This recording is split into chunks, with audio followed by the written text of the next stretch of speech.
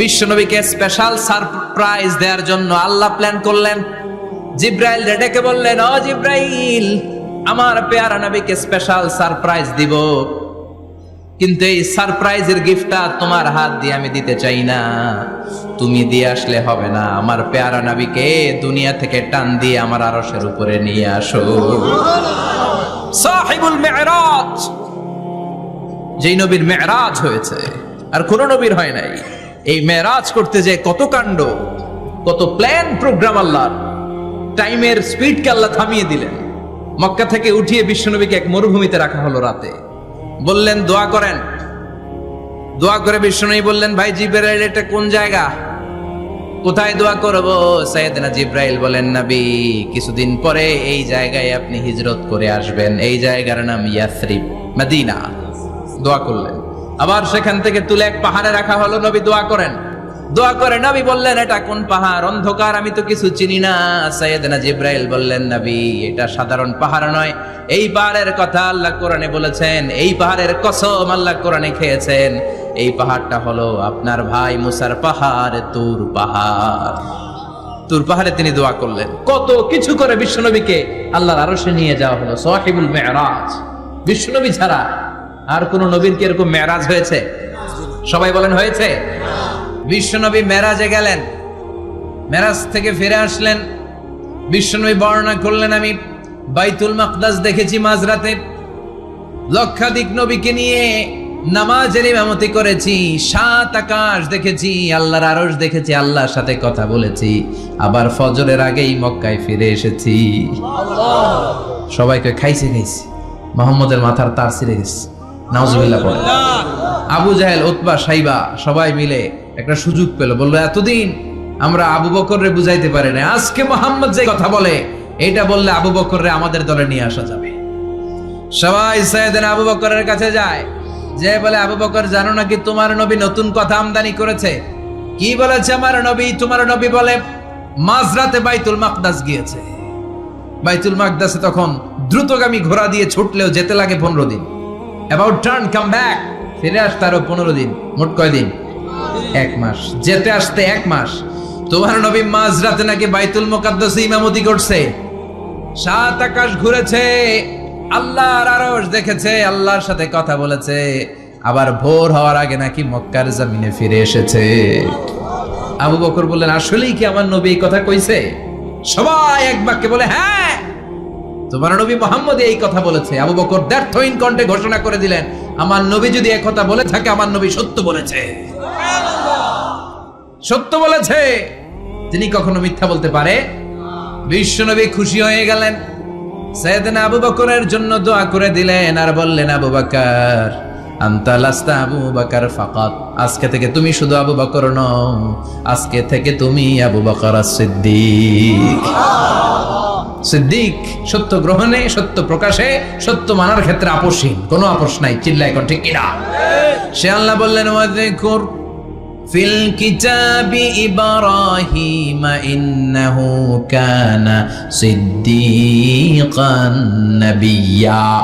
ও নবী, আপনার এই কোরআনের ভেতরে আমার খলিলের নামটা রাখেন, কারণ আমার খলিল যেন তেন কোন নবী নয়, সাধারণ পয়গম্বর নয়, আমার নবী ইব্রাহিম হলো সিদ্দিক, সত্য প্রকাশে আপোষহীন।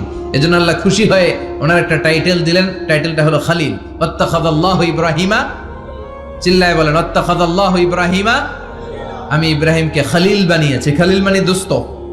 খলিল মানে কি? আল্লাহ দুনিয়ার একজনের দোস্ত ডাকে।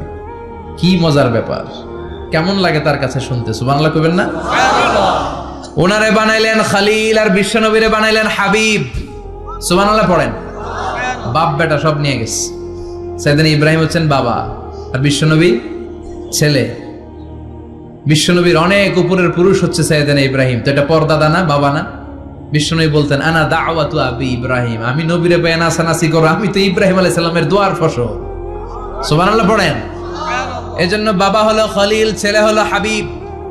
খলিল মানেও বন্ধু, হাবিব মানেও বন্ধু। খলিল মানে এমন বন্ধু যেই বন্ধু আল্লাহরে খুশি করার জন্য কাজ করে, আর হাবিব মানে এমন বন্ধু যারে খুশি করার জন্য আল্লাহ নিজে কাজ করে।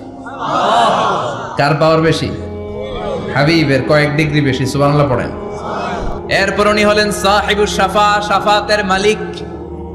বিশ্বনবী ছাড়া কিয়ামতের ময়দানে কেউ আমাদের জন্য সুপারিশ করতে পারবে? পাগল হয়ে যাব আমরা। সূর্যটা মাথার কাছে, ক্ষুধায় তৃষ্ণায় জিহ্বাটা কুকুরের মতো বের হয়ে ঝুলতে থাকবে।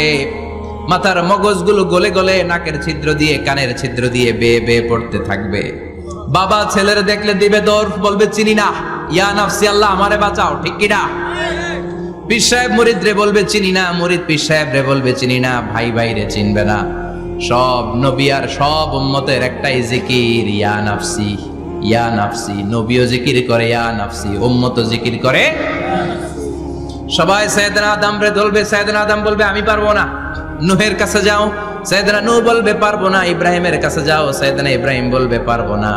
মুসা আলাইহিস সালামের কাছে যাও, মুসা আলাইহিস সালাম বলবেন পারবো না। ঈসা আলাইহিস সালামের কাছে যাও, সাইয়েদনা ঈসা আলাইহিস সালাম বলে এত জায়গায় ঘুরে লাভ নাই, জায়গা মতো যাও মিয়া, জায়গা মতো যাও। মাকামে মাহমুদে বিশ্বনবীকে সেজদায় পড়ে থাকতে দেখবা।